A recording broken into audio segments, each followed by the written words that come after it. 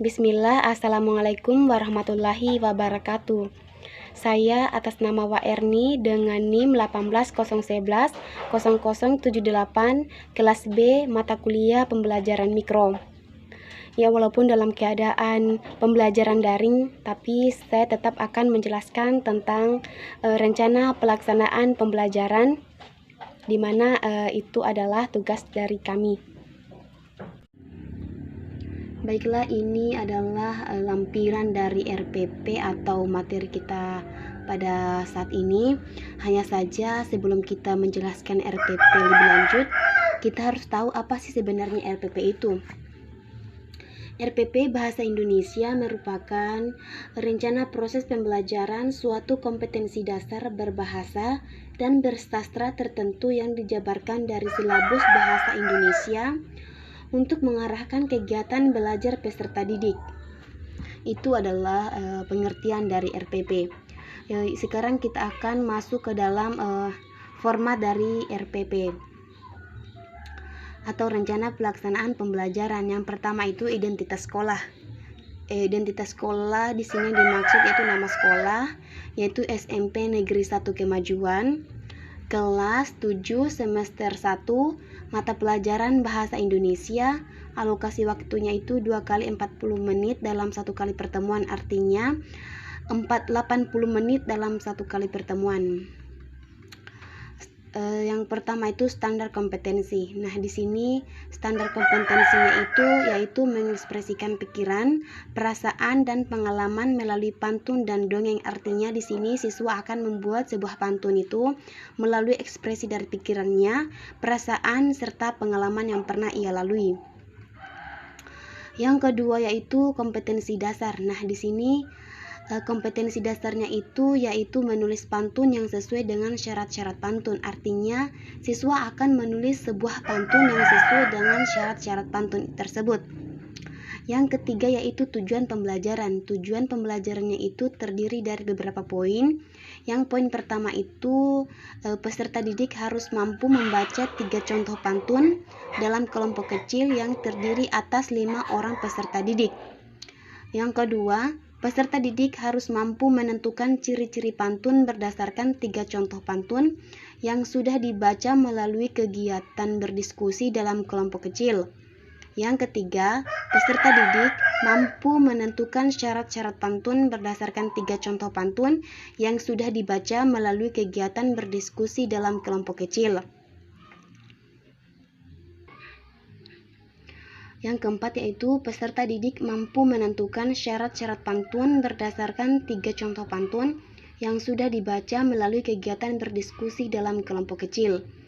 Yang kelima yaitu peserta didik mampu menyajikan hasil diskusi terkait dengan jenis, ciri, dan syarat pantun yang diwakili oleh satu peserta didik ataupun berkelompok. Yang keenam yaitu peserta didik mampu merangkum hasil presentasi antar kelompok sehingga diperoleh jenis, ciri, dan syarat pantun secara umum. Yang ketujuh yaitu peserta didik mampu menulis pantun secara individual berdasarkan pengalaman hidupnya. Yang kedelapan yaitu peserta didik mampu menyunting pantun dari segi rima, jumlah baris, jumlah suku kata per baris melalui kegiatan berdiskusi dan unjuk kerja dalam kelompok kecil. Nah, itu adalah tujuan pembelajarannya. Nah, di sini siswa selalu dituntut untuk membaca pantun, memahami pantun, dan menentukan syarat-syarat pantun. Terus bagian keempat yaitu materi pembelajaran. Materi pembelajaran ini coba diperhatikan terlebih dahulu. Di sini siswa dituntut untuk menulis pantun ya, menulis pantun, menulis contoh pantun, memahami syarat dan ciri-ciri pantun, memiliki sumber ide pantun, cara menulis pantun, dan cara menyunting pantun. Nah, itu adalah materi pembelajarannya dalam RPP ini. Yang kelima yaitu metode pembelajaran. Itu metode pembelajaran ya terdiri dari beberapa metode. Yang pertama itu CTL. Apa sebenarnya metode pembelajaran CTL itu? Metode pembelajaran CTL merupakan merupakan konsep belajar yang membantu guru dalam mengkaitkan antara materi yang dipelajarinya dengan situasi dunia nyata siswa dan mendorong siswa untuk membuat hubungan antara pengetahuan yang dimilikinya dengan penerapannya dalam kehidupan sehari-hari. Itu adalah metode pembelajaran CTL, Contextual Teaching and Learning. Yang kedua, kooperatif. Di sini, kooperatif ini siswa itu maksudnya dituntut untuk selalu bekerja sama ya, selalu bekerja sama dengan teman-teman yang lainnya. Nah, yang ketiga yaitu komunikatif. Tentunya kita tahu apa itu metode pembelajaran komunikatif. Pembelajaran komunikatif itu adalah pembelajaran artinya saling interaksi dan berbicara yang halus kepada teman-teman kita. Artinya kita harus saling berbicara mengenai mengenai pembelajaran kita. Yang keempat yaitu task based learning. Task based learning merupakan metode pembelajaran bahasa yang menitik beratkan pada pemberian tugas-tugas yang berjenjang yang disesuaikan dengan kemampuan belajar siswa. Yang kelima yaitu genre based learning. Genre based learning merupakan metode pembelajaran menulis yang lebih menekankan pada pemahaman mengenai cara mengkonstruksikan teks. Itu adalah genre based learning ya. Bagian selanjutnya yaitu bagian keenam yaitu kegiatan pembelajaran. Nah, kegiatan pembelajaran ini terdiri dari beberapa poin, di mana yaitu terdiri dari beberapa poin. Poin pertama itu kegiatan awal. Nah, kegiatan awal ini terdiri lagi dua bagian. Yang pertama itu pendahuluan. Nah, di sini pendidik akan mengecek kehadiran peserta didik. Maksudnya setiap guru ketika masuk ke dalam kelas, guru akan selalu mengabsen ya. Ya, pada poin kedua yaitu apersepsi. Nah, apersepsi ini yaitu pendidik membacakan sebuah pantun, lalu kemudian peserta didik dimintai tanggapan mengenai karya yang dibacakan. Diharapkan semua peserta menjawab pantun. Nah, maksudnya itu ketika guru masuk pelajaran pantun, guru akan membacakan sebuah pantun, lalu kemudian guru akan meminta tanggapan peserta didik mengenai pantun yang telah dibacanya. Pada poin kedua yaitu kegiatan inti ya. Kegiatan inti ini terdiri dari beberapa poin. Yang pertama itu membentuk kelompok. Artinya siswa akan membentuk kelompok. Guru akan mendidik siswanya itu untuk membentuk kelompok kecil yang terdiri dari 5 orang. Nah, yang kedua, tugas kelompok adalah membaca 3 contoh pantun. Nah, pada poin ketiga, peserta didik akan mendiskusikannya dalam kelompok dengan memperhatikan etika berdiskusi. Yang keempat, masing-masing kelompok akan mempresentasikan hasil diskusi tentang ciri dan syarat pantun, sementara itu kelompok lain akan menanggapinya. Yang kelima yaitu peserta didik dan pendidik melakukan penguatan hasil diskusi dengan menuliskannya di papan tulis atau pada kertas folio. Yang keenam yaitu peserta didik dan pendidik akan mengungkapkan rasa syukur atas terselesaikannya perumusan ciri dan syarat pantun. Yang ketujuh yaitu peserta didik dalam kelompok menulis pantun secara individual. Yang kedelapan, peserta didik dalam kelompok melaporkan pantun yang ditulisnya. Yang kesembilan, peserta didik dalam kelompok menyunting pantun yang ditulisnya dilihat dari jumlah baris per bait, sampiran dan isi, rima dan jumlah suku kata. Yang ke-10 yaitu peserta didik mampu menyampaikan laporan hasil menulis pantun yang sudah disunting dari setiap kelompok diwakili 1 orang sebagai bentuk publikasi. Yang ke-11 yaitu peserta didik dan pendidik menanggapi hasil laporan peserta didik dengan memberi penguatan. Yang selanjutnya itu kegiatan penutup. Nah, di sini peserta didik akan mengungkapkan kesulitan-kesulitan dalam menulis pantun. Maksudnya itu di dalam menulis pantun tersebut kan pasti seorang peserta didik akan mengalami kesulitan. Nah, di sini kegiatan penutup ini peserta didik akan diberikan kesempatan untuk mengungkapkan kesulitan-kesulitan dalam menulis pantun tersebut. Terus yang kedua, peserta didik dan pendidik menyepakati perbaikan pembelajaran yang akan datang. Nah, setelah tadi peserta didik mengungkapkan kesulitan-kesulitan dalam menulis pantun, guru dan peserta didik atau pendidik dan peserta didik akan memperbaiki pembelajaran yang akan datang supaya tidak seperti sebelumnya. Yang ketiga, peserta didik dan pendidik menyepakati kegiatan yang akan dilakukan untuk pertemuan berikutnya. Yang ketujuh yaitu sumber belajar. Nah, sumber belajar siswa itu dalam sumber belajar siswa itu dapat dilihat dalam buku sejarah kesusastraan Melayu klasik, buku tentang menulis kreatif, dan buku teks pelajaran bahasa Indonesia. Yang kedelapan yaitu penilaian. Dalam penilaian terdiri dari indikator pencapaian, teknik penilaian, bentuk penilaian, dan instrumen. Kita mulai dari indikator pencapaian. Di sini terdiri dari beberapa poin. Yang pertama, mengenali berbagai jenis pantun dilihat dari segi isinya. Artinya, di sini siswa harus mampu mengenali berbagai jenis pantun.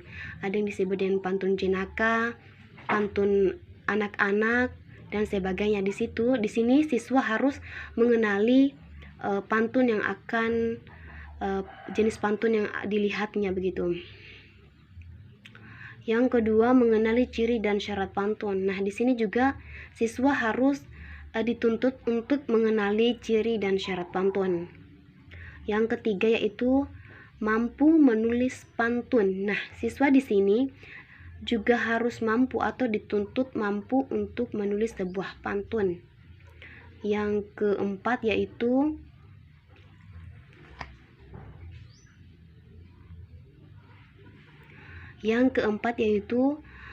siswa harus mampu menunjukkan nilai-nilai estetika melalui pilihan kata dan rima ataupun persajakan. Nah, di sini siswa harus menunjukkan nilai-nilai estetika sebuah pantun melalui kata dan rima ataupun persajakan.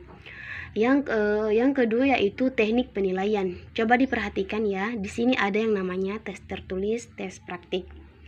Maksudnya adalah tes tertulis ini sebuah pantun itu di sini kan sudah tertulis bahwa pantun itu kita harus menulis sebuah pantun, berarti teknik penilaian itu harus melalui tes tertulis dan teknik praktik. Guru akan menilai seorang siswa itu dari sebuah tulisan pantunnya, apakah sudah sesuai dengan syarat pantun atau belum. Lalu kemudian guru juga akan melakukan penilaian terhadap siswa ketika ia membacakan atau mempraktekkan pantunnya di depan kelas, apakah sudah membacanya dengan sempurna atau belum. Yang ketiga yaitu bentuk penilaian. Ada yang namanya isian singkat, yang kedua isian singkat esai. Yang keempat yaitu instrumen. Nah, di sini terdapat 3 contoh pantun. Yang satu pantun nasihat, satu pantun remaja, dan satu lagi pantun jenaka. Di sini terdapat tabel pedoman penilaian pantun. Nah, yang pertama itu aspek. Aspek itu terdapat 4 baris. Aspek di sini terdiri dari 4 poin. Yang pertama jumlah baris. Nah, indikatornya itu memenuhi 4 baris, hanya ada 3 baris, hanya ada 1 sampai 2 baris. Nah, di situ skor yang memenuhi 4 baris itu mendapatkan skor 3, yang hanya ada 3 baris itu mendapatkan skor 2, dan hanya ada 1 sampai 2 baris itu akan mendapatkan skor 1 ya. Yang kedua, jumlah bagian. Nah, dari indikatornya 2 baris pertama sampiran dan 2 baris berikutnya adalah isi akan mendapatkan skor 3. Yang kedua, hanya ada salah satu bagian, hanya ada 2 baris sampiran dan atau hanya ada 2 baris isi akan mendapatkan skor 2. Yang ketiga, rima. Indikator rima yaitu rima berumus abab. Yang kedua, rima tidak beraturan, di mana rima berumus abab akan mendapatkan poin atau skor 3.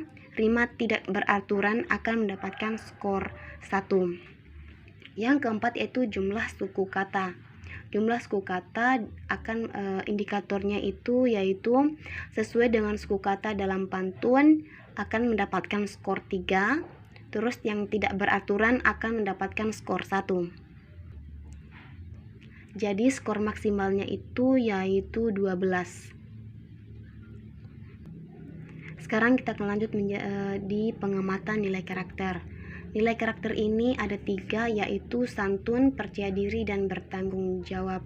Artinya di sini guru akan menilai, mengamati karakter seorang siswa atau peserta didik. Nah, di sini juga di karakter seorang peserta didik juga guru akan menilai mereka, apakah mereka santun, percaya diri, dan bertanggung jawab. Nah, di bawah dari penjelasan RPP tadi harus ada tulisan mengetahui kepala sekolah, lalu Surakarta 13 Mei 2012 ini merupakan tempat di mana RPP ini ditulis. Dan ini mengetahui kepala sekolah ini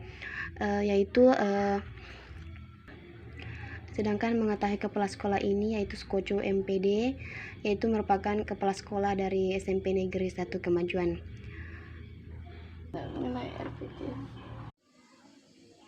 Baiklah, materi yang akan kita bahas pada pertemuan kali ini yaitu menulis pantun. Sebagaimana materi tersebut sudah tercantum dalam RPP yang kita bahas tadi, bahwa pada pertemuan kali ini kita akan membahas tentang penulisan pantun. Apakah adik-adik sekalian pernah menulis pantun? Iya, Bu. Wah, sudah pernah ya? Bisa dibacakan pantun yang pernah kalian buat? Adik-adik buat? Bisa, Bu. Coba bacakan. Ubi kayu rendah batangnya, daun rebus isi dimakan. Orang beriman rendah hatinya, bisa dipegang jadi harapan. Wah, itu pantun yang bagus sekali ya. Makasih, Bu. Itu hasil pemikiran adik-adik sendiri ya? Iya, Bu. Tentu itu akan menjadi bahan penilaian kalian tersendiri. Kalau adik-adik aktif di dalam kelas seperti ini, tentu ini akan menjadi penilaian bagi adik-adik ya. Oke, itu adalah penulisan pantun ya. Nah, untuk minggu depan kita akan membahas tentang ciri-ciri pantun dan syarat-syarat pantun ya. Iya, Bu. Nah, di sini adik-adik saya akan memberikan kalian tugas. Tugasnya yaitu membaca tentang ciri-ciri pantun tersebut. Nanti pada saat ketika kita bertemu di kelas nanti, kalian bisa membantu ibu untuk menjelaskan ya. Di sini kita harus timbal balik. Di sini bukan ibu saja yang menjelaskan, tapi dari adik-adik juga bisa menjelaskan ya. Iya, Bu. Baiklah, itu saja yang bisa ibu berikan pada pertemuan kali ini. Lebih dan kurangnya mohon dimaafkan. Wabillahi taufiq wal hidayah. Wassalamualaikum warahmatullahi wabarakatuh. Waalaikumsalam warahmatullahi wabarakatuh.